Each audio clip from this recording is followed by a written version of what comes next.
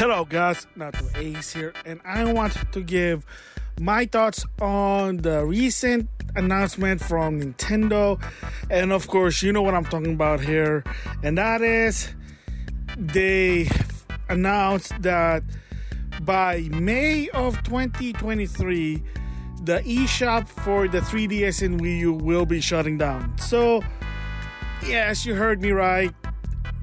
They're eventually gonna do it. It's not really sort of a surprise, but every time people hear this, it is kind of like an irking thing, because they kind of did the same thing also with the Wii Shop channel when it was shutting down.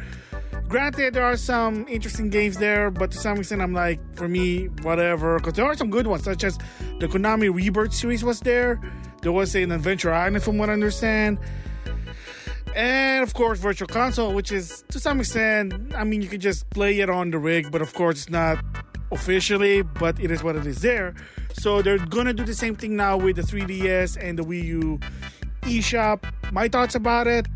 Well, I knew, I had a feeling that they were gonna do this, because there was already been sort of a hint, such as, I think in the previous months they were saying that by such and such you can't use your credit card on the eShop. And then now they're even saying now by August of 2022 you can't even put in any digital code on the eShop there. But I'll also give you some solution how to do a turnaround about that one. It's not that complicated, and it's probably also beneficial to some extent. But first of all, I want to give my thoughts about it. It sucks. Everybody already said it sucks, because after a while I'm like, oh shoot, I better get some of these games. And of course they're not going to be on sale anymore. I mean, to some extent the 3DS sort of doing some sale, but I think only third party. But there's not a lot of sale on the Wii U to some extent. Probably just like some nothing personal, like low tier known third party developer, indie developer there. But again, it is what it is there. So, but there are some big one that you might want to get before it got shut down. And there's a lot of sites already telling you which one is which. And especially with Nintendo games. So Virtual Console, that's probably a 50-50. I mean, there's a Switch Online if you have a Switch. If you don't, there's also what I call it unofficially the rig. I mean, it is what it is, an alternate way. But to some extent, I mean, if you want to play all those classic NES, SNES, and 64 games, the Switch Online is going to be the future, because they are going to shut down the eShop for the Wii U 3DS that has Virtual Console. That's why a lot of people keep saying bring the Virtual Console architect to the Switch, but they are focusing on the Switch Online, which is kind of sucks to some extent, but again, it is what it is there. But the big ones are the downloadable Nintendo games, such as Dr. Mario, Dr. Luigi, Pushmo, Crashmo, Tank Trooper, Liquid Cycle, you name it, there's a lot. Heck, there's even like on the 3DS, two that I can think of that's digital exclusive: Rhythm Heaven Megamix and Style Savvy, the fifth game. That was only digital due to the fact that the physical version on those previous games didn't sell well, so it's kind of bullshit. But again, it is what it is there. And yeah, so right now, as this recording, a lot of people have at least a year to get what they want. For me, the biggest one for the 3DS I can think of at the top of my head is Fire Emblem Fate Revelation. So yeah, so if you don't know that game, there are two versions that's physical. It's Conquest and Birthright. I finished Birthright. I'm working on Conquest. I'm putting it on casual mode. I know I'm a woozy for doing that. Whatever. But the thing is also, you can actually get a third one that's only digital exclusive, which is weird why, but it is what it is Fire Emblem Revelation, which is actually the true ending, the true story, the canon to the series. And you can actually get that for $40 by itself. But the catch is, if you bought either one of the two games, Birthright or Conquest, you can get it for $20. So I'm going to plan to do that in the long run, at least for that one.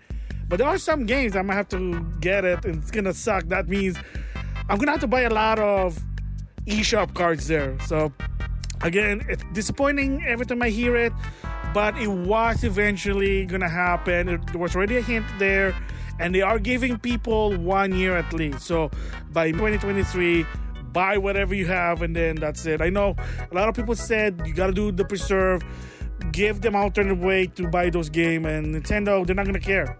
It's all about business. I mean, same goes with Sony. Why? Easy. I said it before on my PlayStation store for the PS3 and the Vita is resource reason. If not a lot of people, any activity on those store, why keep it up? It's like keeping up the lights on a building, but there's nobody in it. It doesn't really make sense to some extent if you understand that analogy, but it is what it is. It sucks there. So with that, also, so tips for people, say, oh man, that sucks. I can't put my credit card in and I can't put in my digital code on my 3DS and Wii U, and that for whatever reason you don't have a Switch. I mean, it is what it is. Not a lot of people are going to be buying the Switch, even though it's the most popular console to some extent. No one has a Switch. But here's the thing, I'm going to give you a tip on how to kind of alter this situation. So, of course, like I said, by August of 2022, you're not going to be able to put any code on the eShop for the 3DS and Wii U. So my tip is first, create a Switch online account. That is different than the Nintendo ID network account. So it's free, don't worry about it. It's also beneficial because one is it's automatically connected to my Nintendo. And of course, if you're willing to spend time for casual relaxation, you can also play those certain Nintendo mobile games such as Animal Crossing, Super Mario Run, and Fire Emblem Fate. You can get some platinum coins. You can use those to buy free swag on the Nintendo store. Just saying there. But like I said, the better part here is that once you create that account, connect it to your Nintendo ID network account.